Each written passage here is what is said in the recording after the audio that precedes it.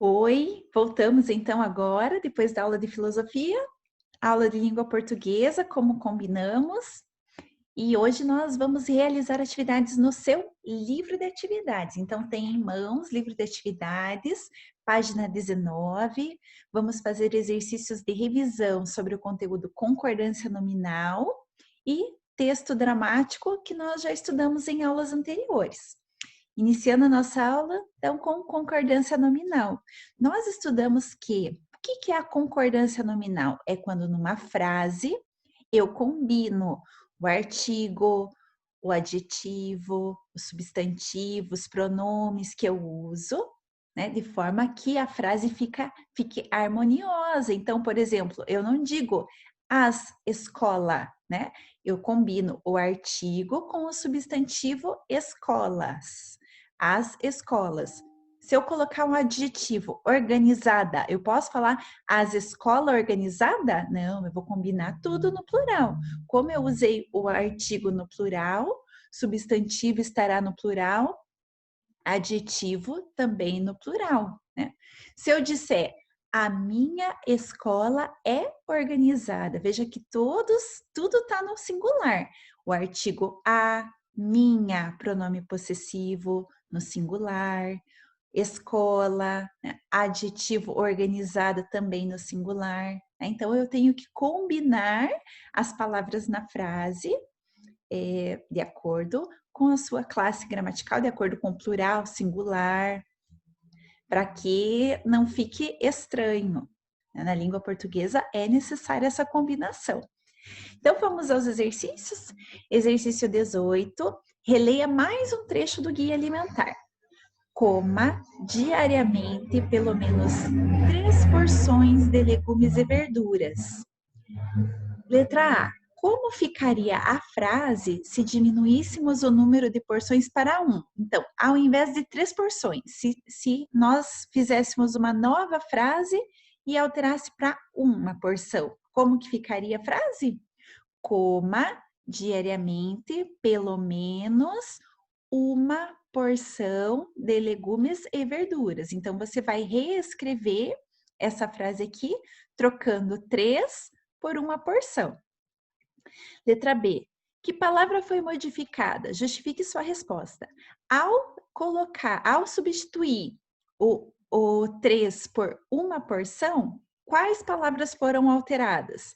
Foram alteradas, né? O próprio 1, que é o artigo indefinido ou numeral, o número de porções, e a palavra porções passou a ser porção. Então, foi alterado o número de porções e a palavra porção que passou para o singular. Tá? Você pode justificar que a palavra passou do plural porções para o singular porção. Exercício 19. Releia o trecho a seguir.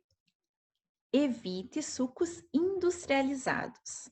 Letra A. Como ficaria a frase se substituíssemos a palavra sucos por vitamina? Então, aqui nessa frase, vou reescrever essa frase, trocando a palavrinha sucos por vitamina.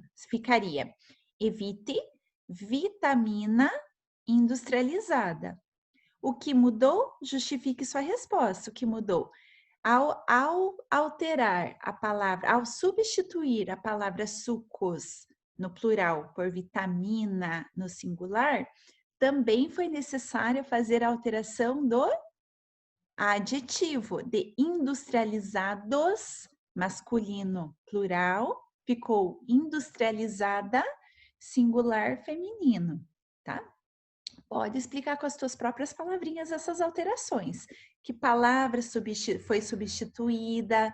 Tente colocar a classe gramatical, tá? Adjetivo, escrever que passou do singular para o plural ou vice-versa.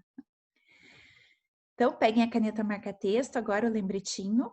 Pronomes, artigos e adjetivos concordam em gênero, masculino ou feminino, e número, singular ou plural, com os substantivos a que se refere. Então, aqui, ó, as minhas frutas deliciosas estão na lancheira. Então, o artigo as, pronome possessivo minhas, o adjetivo deliciosas estão todos eles combinando com o substantivo frutas. Se eu fosse passar essa frase para o singular, todos eles sofreriam alteração para combinar com o substantivo. Então, ficaria: a minha fruta deliciosa está na lancheira. Eu passaria as outras palavrinhas para o singular, para poder concordar com o novo substantivo fruta. Seguindo adiante, exercício 20, complete as frases com palavras que concordem com o substantivo a que se referem.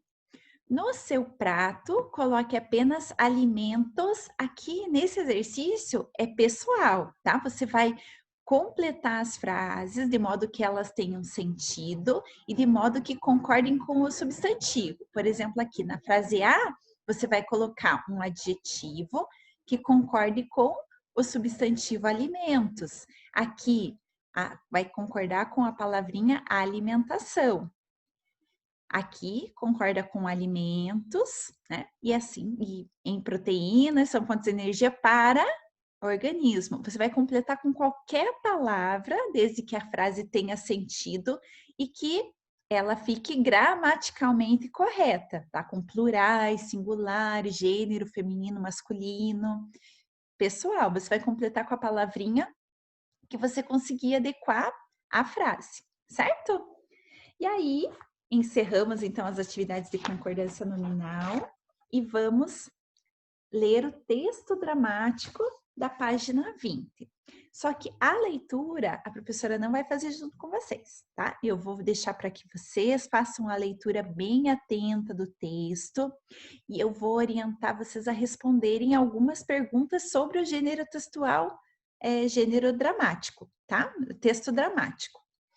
Então, vocês vão ler o texto.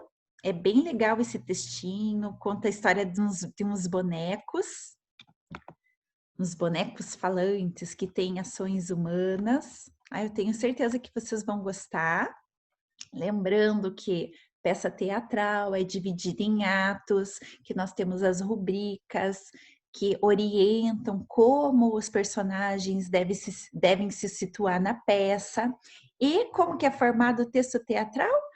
Ele é formado pelo diálogo dos personagens. Então, como que o leitor acompanha os acontecimentos da história dessa peça teatral? Através do diálogo dos personagens e das rubricas que orientam tanto o leitor como os atores a como se situar na peça. Se é uma cena ou outra, como que é o cenário, né? Então, vocês vão ler, a professora vai deixar para que vocês leiam e façam alguns exercícios de interpretação. E eu vou ajudá-los nas questões 4, 7 e 8, tá bom? A professora vai ajudar vocês nessas 3 questões.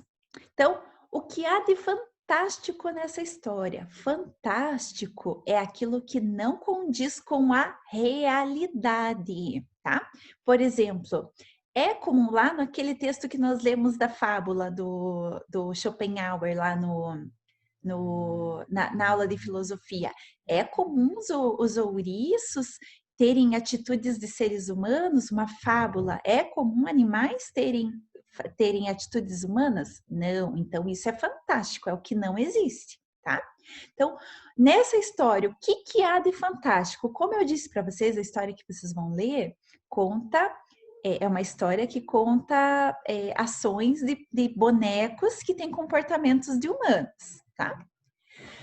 Então, os bonecos têm ações humanas, podemos perceber isso no trecho. Os bonecos correm junto da Melinda. Então, você pode colocar qualquer outro trecho do texto que revele que os bonecos têm atitudes de humanos, tá?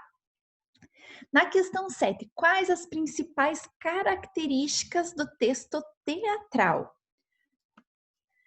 Então, apresenta personagens e cenários. O leitor conhece os acontecimentos da história por meio dos diálogos dos personagens e o texto contém as rubricas que indicam as ações dos personagens na apresentação da peça. Então, essas são as características do gênero textual, texto dramático, que nós estudamos, E a questão 8, releia esta fala da personagem Esther. Bonecos de pano, brinquedos? Não, são partes alegres da vida de uma criança feliz.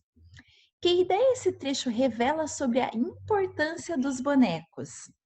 Os bonecos de pano são muito mais do que brinquedos, eles são a alegria das crianças. Então, leiam o texto, as outras questões de interpretação relacionadas a personagem, a cenário, eu vou deixar para vocês tentarem resolver sozinhos, claro, contando com a ajuda da professora lá no grupo, tudo bem?